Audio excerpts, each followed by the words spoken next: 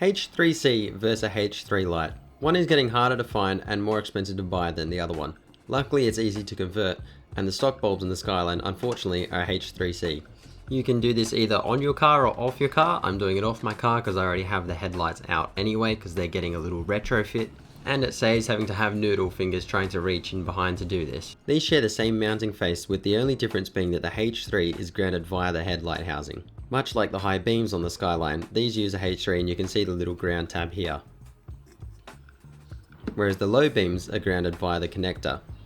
So I found some scrap wire and some various terminals, and then I found the screw that I'm going to mount this to. You can use your choice of terminal, but I prefer to run the ring terminal as there's less chance of it getting pulled out. A little bend on the end of it makes the fitment much easier and holds the screw nicely when trying to reinstall it so you don't lose it into the housing.